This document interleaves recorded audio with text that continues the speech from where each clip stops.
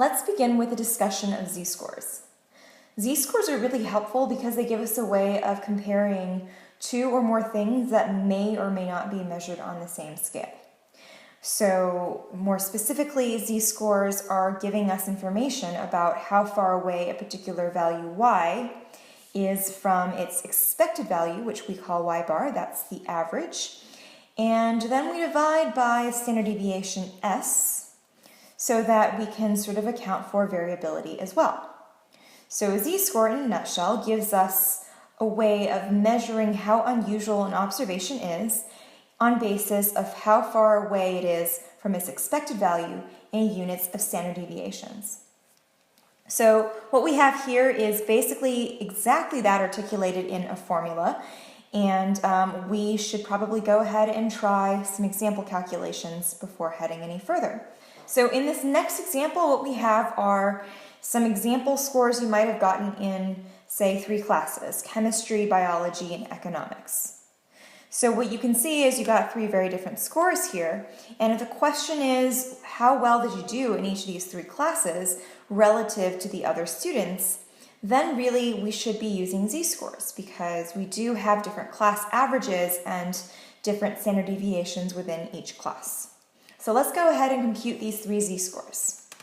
For chemistry, this is equal to 85 minus 86, that's our mean, divided by 5, the standard deviation.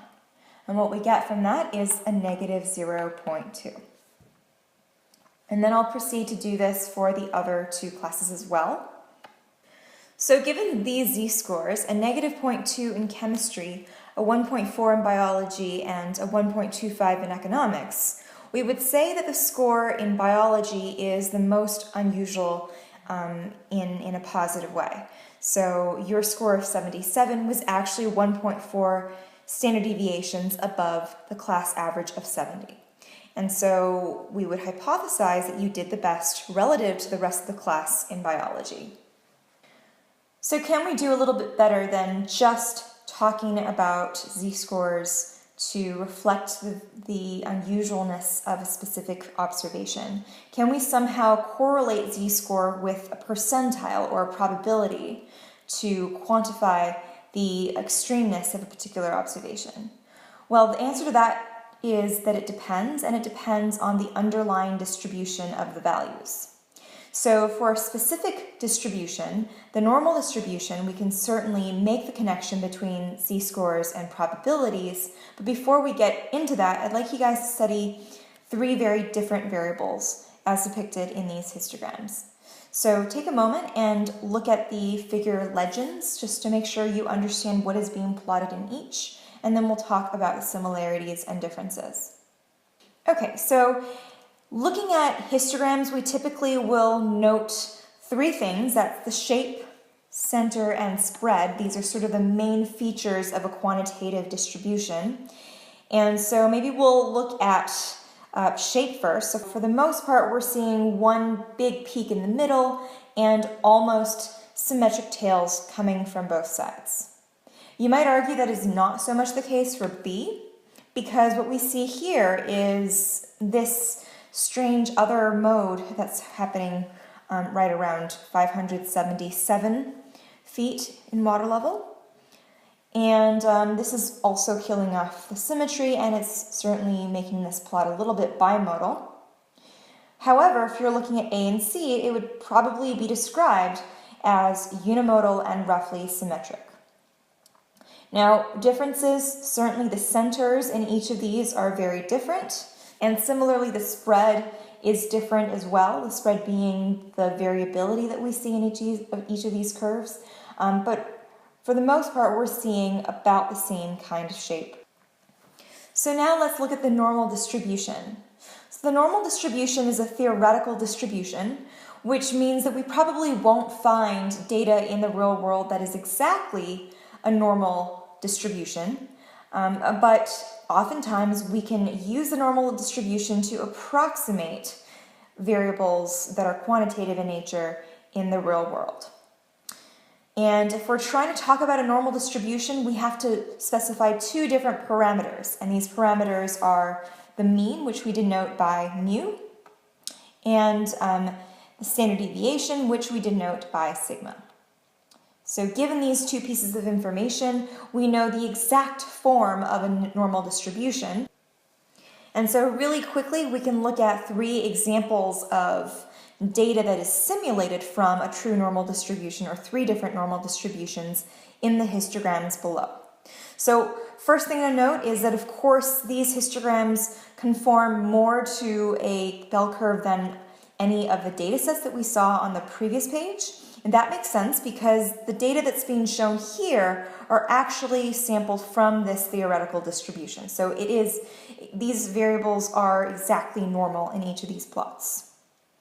Now, what are the differences in each of these? Well, you can see that we've got 3 different values for the mean. So we have a 3, a -5, and a 0 as our 3 different means. And we also have 3 different standard deviations. So 5, 2, and 1. Now, what's interesting is even though we know there are these differences don't really show up in the shape of the distribution, at least not on the scales that are pre-configured into R. If you look really, really closely at the x-axis, you are going to see that the center of each histogram is going to be different because we do have different means. Something to note is that this third distribution that's being plotted here, this is actually the most popular normal distribution. We actually give it a special name because of how special it is. This normal distribution is called the standard normal distribution. The reason why it's called the standard normal distribution is because this is sort of the normal distribution that we typically use when trying to find probabilities that are associated with z-scores. So because the normal distribution has this property that it doesn't really matter what mean and what standard deviation it has, it's got a very predictable shape that is scalable in a certain way, we can actually turn any question about any normal distribution into one that is about the standard normal distribution. So really what this means is if you have a random variable or if you have a data set that is distributed, say, according to a normal 3, 5, this first guy over here, all you have to do is take all of those data values, subtract away the mean of 3, and then divide by 5, the standard deviation, thereby converting each of those data values into a z-score, and then the resulting distribution of those transform values will be standard normal. So all of the calculations that we typically do will relate back to this standard normal distribution. Okay, so enough of the theoretical data that we have here. How do we actually know when we can apply the normal distribution to a data set? Well, what happens is we need to have that data set follow a nearly normal condition. And what that means is we need to have both the properties of unimodality and roughly symmetric. So what this means is relating back to our previous 3 histograms measuring real data. First of all, those are all quantitative variables, so they are potential candidates to be modeled by the normal distribution. And the next thing we want to ask is whether or not there is a single mode in each of those variables. So certainly yes for A and C, maybe less so for B. And then we have to check to see if those variables appear to be roughly symmetric. If they are, then we can probably go ahead and use the normal distribution.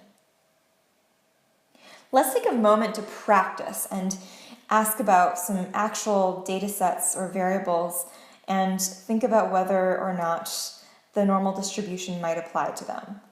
So in part A here we have the weights of randomly selected American adults. Would that be a suitable candidate for the normal distribution?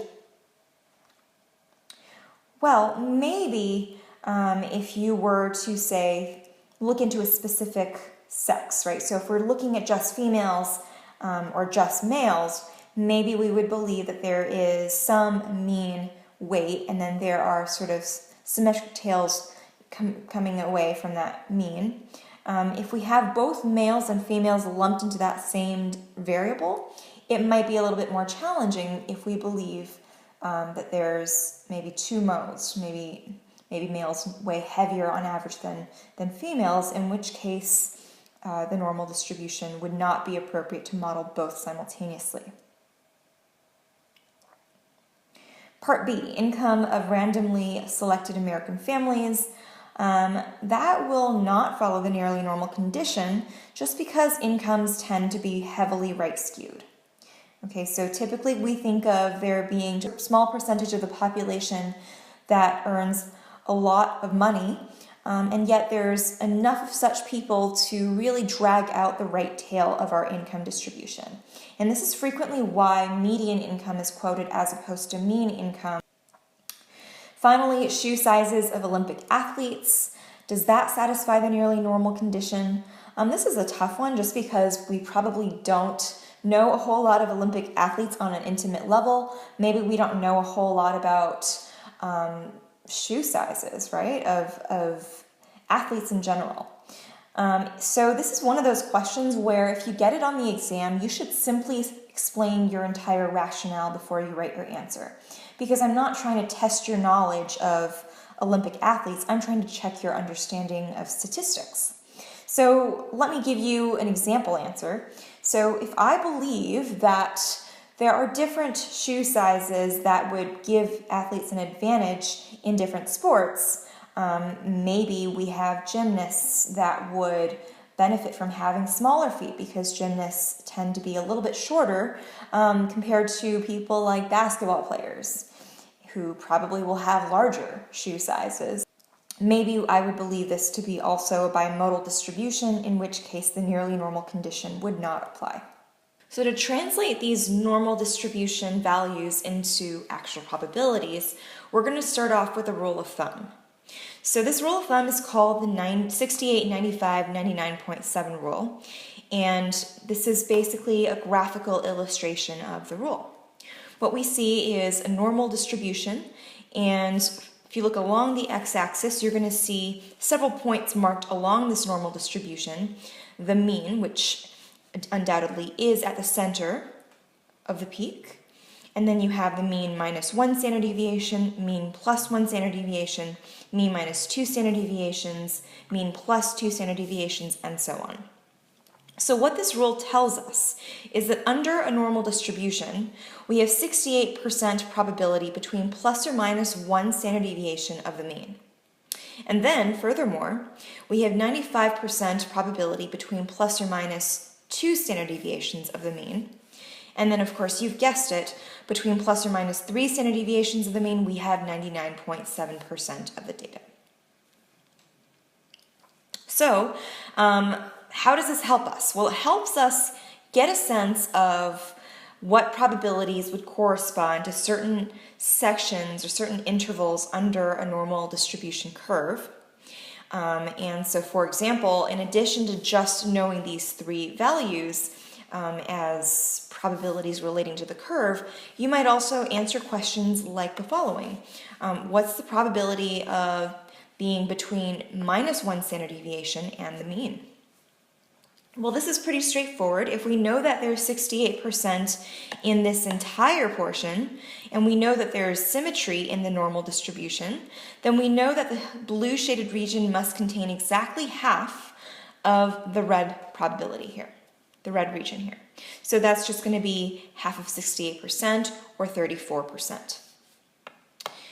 Let's tackle something just slightly harder.